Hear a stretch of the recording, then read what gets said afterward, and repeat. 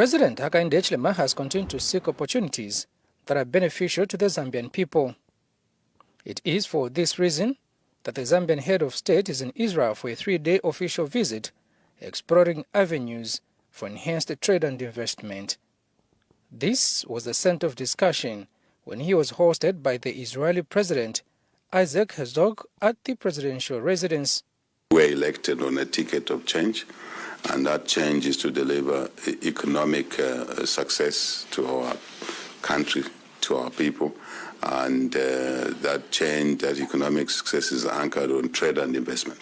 So we would like to re-explore that relationship, given the tremendous experience Israel has in technology, technology for us, for agriculture, technology, health, technology, digital. Water, I know that we have a lot of projects there. Absolutely. Precision irrigation is very important to us. We have the agronomic conditions, despite climate change, that really can make Zambia a food basket. We are already food self-sufficient in the country, but our neighbors need food. So which means you can supply at the end in a vision, grand vision, one of the, you can deal with one of the greatest challenges of Africa, yes, especially northward, which is famine and hunger. Exactly, exactly. President Herzog says Zambia remains a key partner of Israel for many years and seeks to continue building on these relations for the two nations' prosperity. There's so much to do together. That's what we discussed. So many things that we can share in technology, agriculture, science, health, and so many other issues.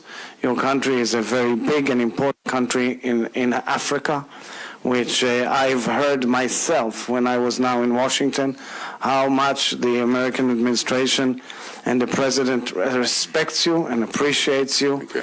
And of course, we honor you for the great advancement in your political system. Earlier on arrival at the presidential residence, a military guard of honor was mounted in honor of President Hakainde Hichilema and his delegation. President Hichilema is accompanied in Israel by First Lady Mtinta Hichilema, Foreign Affairs Minister Stanley Kakubo, Science and Technology Minister Felix Mtati, and Agriculture Minister Ruben Mutolopiri. Kalan Muchima, reporting for Zanis in Jerusalem, Israel.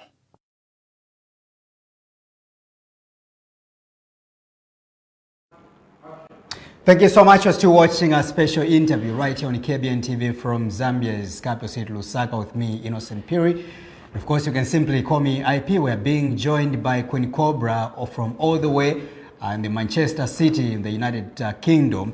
Now, this is the video. First of all, let me just give credit to ZMBC. This video was captured by a Zanese reporter by the name of Kalani Mchima, and of course, it was aired on our national broadcaster, ZMBC. So we thought of giving credit to ZMBC for this fantastic piece. What did you pick from there, Queen Cobra? Oh, I don't even know the word to use. Statements, words, just mere statements and words, and nothing much to really pick from there. However, I've picked the fact that President Hakainde Hichilema 7 months ago assured the Israeli president that us as a country, we are food sufficient, meaning we had a lot of food for us to consume, to provide for our people, except our neighboring countries, who, by the way, have not even declared any hunger disaster. But according to President Hakainde Hichilema 7 months ago, he assured Israel that we, as Zambians, we are food sufficient. So I think the best question is to ask President Hakainde Hichilema and the UPN, what has happened between then and now? In these 7 months, how have we become food insufficient? That's a question that they should ask, because look, if 7 months ago we are saying us as a country we contained, we are food sufficient and we're able to provide for ourselves, but we want to produce more so that we can provide for other countries as well, then what has gone wrong in between?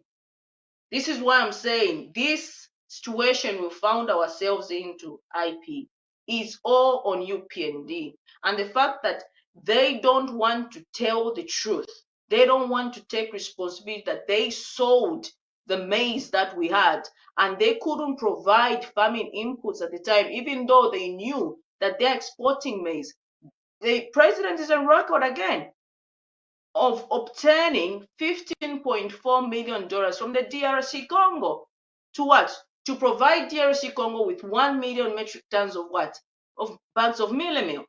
So we're selling, we embarked on selling all these commodities that we had, readily available for our people. And we obtained money, advance payment, so that we can provide this meal. Now, because we signed a contract that we are bound to, and we need to provide for DRC Congo these 1 million metric tons of maize, we even started selling maize that was probably reserved for our people. So because we can provide for DRC Congo. So who is to blame here? If you said 7 months ago we are food sufficient, and what you want to do is to provide more, to increase production so that you can provide for other countries that have not even declared Zambia as their own countries as a disaster. And this is why I'm arguing these droughts. I think what has happened here is the UPND administration has received a report about this anger situation. And the reason I'm saying this, IP, is because I did some research today. The International Federation of the Red Cross reports in 2021-2022 made a report of food insufficient in our country. Even though we had bumper harvest, they cited these places, 5 places in Western Province. This is the 2021-2022 report. This is when the UPND came into government. So if they had looked at this report, they could have thought to say, hang on a minute, Western Province 5 districts are in hunger crisis, which they call phase 3. Then they also talked of Southern Province. Districts like Gwembe, Siyabonga, and Sinazongwe were also in phase 3 of food insufficient. You understand? Also, they talked of Chilubi, Chavuma, as well as Lunga. These districts were districts that was given by the IPC Food Insecurity Analysis by the International Federation of Red Cross. So it is a report that was readily available, and they projected to say, if this food insufficient in this district is not contained, we're going to have a situation where we move to phase 4 and phase 5. Now for phase 4, for example, just let me remind myself before I forget. For phase 4 is where there's an emergency, okay? And now phase 5, this is where we are, where we're creating now. We are saying we have got hunger. The UPND had gone through this report. They could have strategized to say, hang on a minute. If we have food insufficient now in this district, how do we stop this from escalating to other districts or provinces? And they could have embarked on that. Should we save this maize that we have today so that in future, when we provide farming inputs and at a cheaper price like they promised, we would have more food, and this district would probably move away from, instead of phase 3 to phase 1 where they are not in crisis. So all these reports were readily available for the UPN. It's not like they didn't see these reports. They did see these reports. And to see the president in 2023 go to Israel and say we are food sufficient, when there are reports like this that are saying we are food insufficient, where is the honesty in that? The problem we have with the UPND, they want to always be like, to always be praised. Okay, you have to be honest. First of all, be honest with your people. There's absolutely no way we can say we were food sufficient 7 months ago, and today, because of the drought, we are food insufficient, and now we are begging. So it is the deceits and the lies. Queen Cobra, let's be sincere once and for all. How can you manage or control or mitigate the drought or the climate change? Because remember that climate change has always been there since immemorial. And it is what we've had these, lamentations coming from different or successive governments that have been there before. Equally, the UPND government is not special in any way to be spared by the climate change. So this is what the UPND are saying, that it's not their making, it's not our making as Zambians, and they have called on every Zambian not to politic. That's including you, who is a Zambian. You see, this is the thing that I have. Climate change is there. We cannot run away from climate change. But also, we need to be sincere. The most people that were running away from climate change at the time of previous administration and saying that this previous administration is because they had no vision. They cannot blame anything that is happening to our economy on climate change. How is it then good for the UPND today to accept climate change when they couldn't accept this climate change they always constantly talk about back then when they were in opposition? I have things on record, for example, and I'll quote you this. On December, for example, 10th December 2019, President Hakainde Hichilema, he was in opposition then. And what did he say? He says, true leaders attend to problems. I'm quoting him, not me. I'm quoting him. True leaders attend to problems and not blame anyone or climate change. You understand? Now, these are the people that we as a people, we are listening to and we are voting for. Okay, so we need to hold them accountable. There is no way, IP, you're going to substantiate what you're saying to say, let's be realistic, let's be reasonable. When they themselves said, true leaders, hang on a minute, let me just quote that. True leaders attend to problems and not blame anyone on climate change.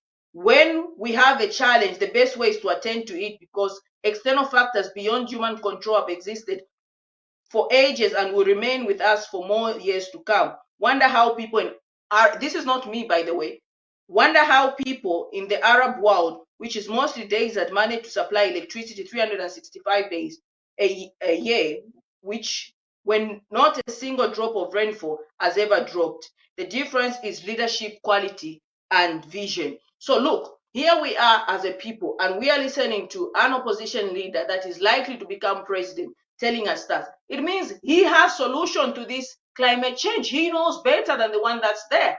And if he's a true leader, he wouldn't be blaming on climate change. He would be attending to problems, just as his words say. So I'm not being malicious here.